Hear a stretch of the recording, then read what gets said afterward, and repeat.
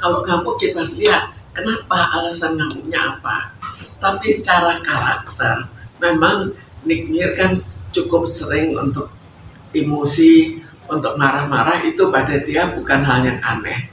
Tapi khusus masalah persidangan, kita lihat kembali ada apa sebetulnya. Kita ikuti persidangannya.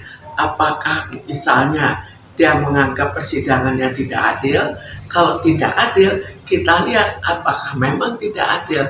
Apakah itu hal yang wajar? Kalau wajar dan akhirnya marah-marah, ya namanya berlebih. Tapi kalau memang terjadi sesuatu yang akhirnya salah di pengadilan, ya wajar saja bahwa dia marah. Mungkin orang lain tidak akan marah, tapi dia akan marah. Itu kan kita ikuti emosi perorangan. Kita lihat dulu, jadi memang tidak seperti orang-orang lain. Tapi kita kembali pada penyebabnya apa. Kalau penyebabnya memang ada ketidakadilan, maka itu suatu hal yang wajar bahwa dia marah-marah. Apalagi memang sifatnya orang yang emosinya cukup sering meledak-ledak. Karena itu kita lihat, jadi ada hal yang boleh dan ada hal yang tidak boleh. Karena itu di ruang sidang ada peraturan tersendiri. Jadi yang melihat saja untuk menilai. Karena saya tidak melihat, bagaimana bisa menilai. Asuransi hak masing-masing ya. Jadi kalau memberikan surat untuk meminta keadilan, ya itu hak dia juga kan untuk meminta surat itu. Percaya diri itu kan terjadi sebelumnya. Sebelum menghadapi pengadilan, dia bersiap, terserah siapnya dengan cara apa. Apakah dengan cara percaya diri atau sudah pesimis sebelumnya. Dalam hal ini mengambil sikap untuk percaya diri.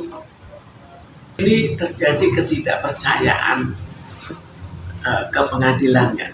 Jadi dengan ketidakpercayaan ke pengadilan, maka emosi itu lebih mudah dimunculkan. Dan terkadang ya kita tidak tahu adil atau tidak, tapi tetap emosi bisa saja dikeluarkan untuk kecurigaan kita terhadap ketidakadilan yang terjadi. Watak yang bukan kerasnya, ya selain kerasnya juga memang suka emosi, suka meledak-ledak. Dan meledak ini juga dipengaruhi, kita tahu bahwa sebelumnya ini kita misalnya kan cukup sering untuk ikut dalam suatu permasalahan, untuk ikut menekan orang, untuk apa. Jadi apakah di sini juga dipengaruhi oleh orang, itu juga kita tidak tahu kan. Untuk marah-marah, kalau kita lihat bahasa hari-hari kan juga begitu, bukan hanya di persidangan. Jadi itu merupakan salah satu dari karakternya. Penyembuhan suatu sifat itu pertama yang dibutuhkan adalah apakah ada keinginan untuk sembuh. Jika tidak ada keinginan, jadi motivasinya. Jika itu tidak ada, maka untuk disembuhkan itu sulit. Jika misalnya ada, terserah ada karena apa, karena hukuman atau karena dia diminta oleh seseorang yang dicintai, itu mungkin saja terjadi suatu perubahan. Itu namanya keinginan untuk berubah. Jadi nomor satu kita kembalikan keinginan ada atau tidak, baru cara mempengaruhinya.